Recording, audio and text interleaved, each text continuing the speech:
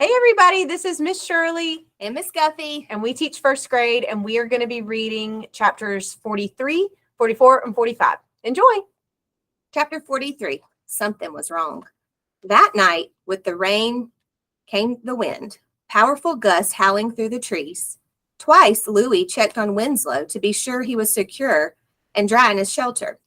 Thunder and lightning followed, sudden deep booms that shook the windows and sharp, bright, crackling light that lit up Louis's bedroom. Louis crawled into Gus's bed and hid under the covers until the storm ceased and all was silent. He hadn't slept long before he was awakened by the sound of Winslow braying. Oh no, Louis thought. Not now. Not so loud. Not in the middle of the night. Miss Tooley's baby will wake up and she will be mad. The braying continued louder. Oh, please, not now. The braying was loud and relentless. Louis sat up. Something was wrong. Louis's first thought as he reached the back door was that someone was taking Winslow and that Winslow was protesting. Louis's father was already in the kitchen. What a racket! What's going on? He asked. Not sure. Going to check. Louis grabbed a flashlight and headed outside. The yard and pen were muddy from the rains. Straw was blown against the wire fencing and buckets were overturned. Winslow was kicking his back legs against the fence, agitated and insistent. Easy, boy, what's the matter? Louis did not see or hear anyone. The gate was still latched. What is it? Tell me. As Louis opened the gate, Winslow lunged at him. He smelled of smoke. It seemed to be coming from the garage loft. Dad, Dad! The donkey pushed Louis away from the garage and into the yard, where he turned to the Tooley's house and raised his head and brayed long and loud. Ee-yaw, ee-uncle-aw, ee-yaw. It's okay, Winslow. Okay. Shh, quiet now. But then he saw more smoke overhead. It was coming from the Tooley's house. Oh, I wonder if Miss Tooley's going to like him now. I didn't expect that. Me neither. Chapter 44, Please, Please.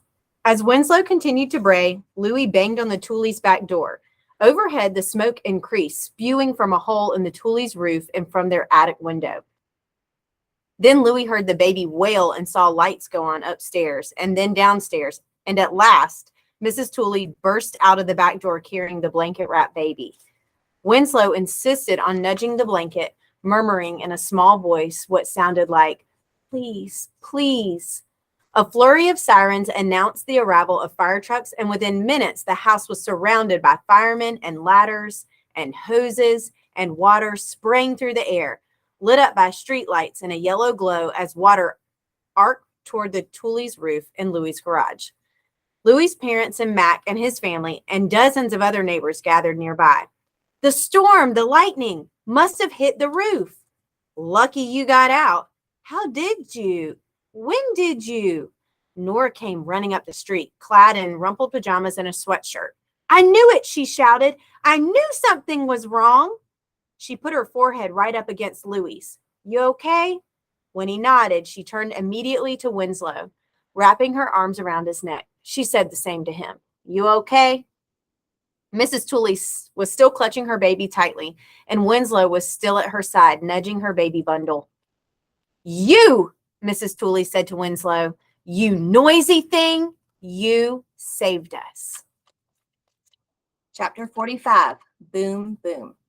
After the firemen and Nora left, Mrs. Tooley and Louis's parents sat at the kitchen table in Louis's house.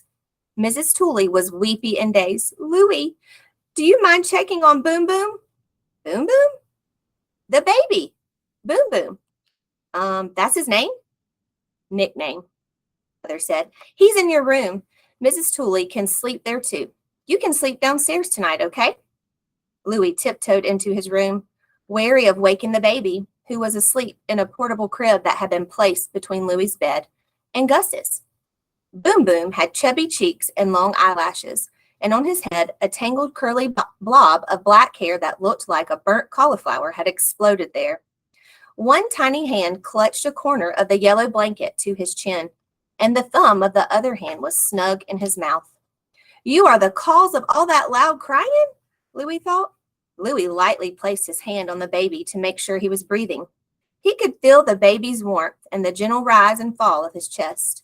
Louis wondered if there was a Mr. Tooley somewhere. And if there was, it must be hard to be away from his son. And it must be hard for Miss Tooley to be on her own. And then he thought about Nora and wondered how hard it would be to have had a baby brother who didn't make it, and a dog who died too. And he thought about Winslow, who never knew his mother, and how odd it would be to be raised by strangers who didn't speak your language.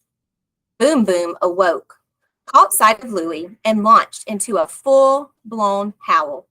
Immediately from outside came Winslow's loud bray. Louie lifted the wailing Boom Boom and carried him downstairs to Mrs. Tooley. Listen, he said. The baby cried first.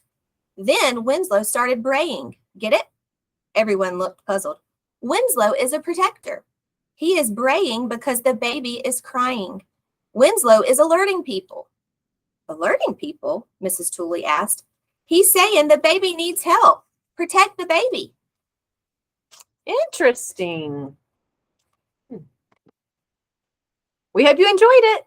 Have a good night. It's almost over. Wonder how it's going to end. I can figure out how to stop this.